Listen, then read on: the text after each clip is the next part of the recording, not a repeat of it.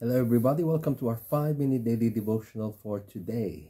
This is a series of short videos sharing some thoughts on a passage mula sa ating Moravian daily text readings. And patuloy tayo sa ating pag-aaral ng unang sulat ni Pedro sa mga mananampalataya, 1 Peter, with a passage taken from 1 Peter chapter 2, verses 1 to 12. So from yesterday, we remember that Peter is reminding us, you and me, okay, to be holy, just like God, our Father, is holy. The Bible says, you shall be holy, for I am holy. That is God's declaration. And this is something that is not impossible for us. This is not something that we can do by ourselves. That's why we need God in our hearts. It is an expectation of God for us to live a life that is appropriate and worthy of His name, to be holy before God. Now, as we go into chapter 2, we continue on with that thought of us being a holy people. In verse 1, in chapter 2, Peter says, "So put away all malice and all deceit and hypocrisy and envy and all slander." So, baka lahat ng mga hindi maganda, get rid of that. Okay? Like newborn infants, verse 2, long for the pure spiritual milk, that by it you may grow up into salvation. It is this blessing of God's Spirit working in our lives, revealing more of who God is, that allows us to grow in our spiritual walk. This is not something na kaya ng ilan o ng mga magagaling o mga matatalino o yung mga matagal ng Kristiyano. No, this is something that is available to all who trust God. God wants you to grow in your spiritual walk. God wants all of His people to grow in their spiritual walk. Verse 4, as you come to Him, a living stone rejected by man, referring to Jesus, when He came on earth, nireject siya. Kahit sarili niya mga kapatid, kahit yung sarili niya mga kapamilya, nireject siya. But in the sight of God, He was chosen and precious. Okay? You yourselves, katulad ni Jesus, are like living stones, buhay na mga bato, being built up as a spiritual house. Sandali lang, hindi ko maintindihan yung analogy na yan, Ronald, yung illustration na yan. So imagine mo isang building na tinatayo. Okay? They build these buildings with stones. Pero kung isipin mo yung bato, parang walang buhay. Bato, matigas. There's nothing about it.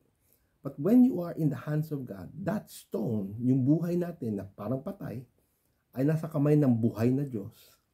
We are being built up as part of something far bigger than ourselves.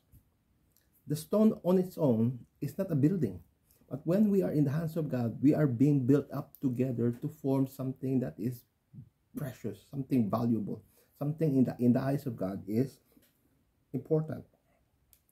Sabi ito, yourselves like living stones are being built up a spiritual house to be holy priesthood, to offer spiritual sacrifices acceptable to God through Jesus Christ. Again, this is not something that we can do by ourselves.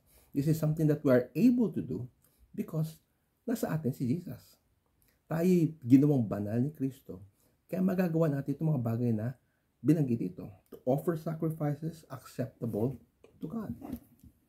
Now, this is something that we should understand more and more each day.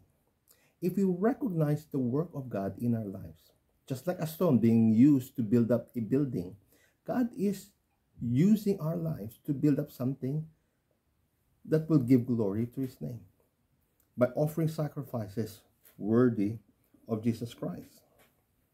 Now, some people will reject what Jesus has done.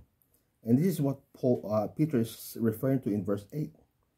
Those who reject Him, those who do not believe in Him, consider that Jesus, the message of Jesus Christ, is a stumbling block. Matitisod sila.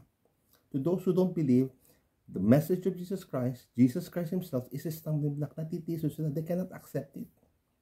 But to those who believe, we are being used as a precious stone, and He will not put us to shame. Sabi sa verse 6, "Behold, I am laying in Zion a stone, a cornerstone chosen and precious, And whoever believes in Him, this is referring to Jesus, whoever believes in Jesus, the cornerstone, will not be put to shame.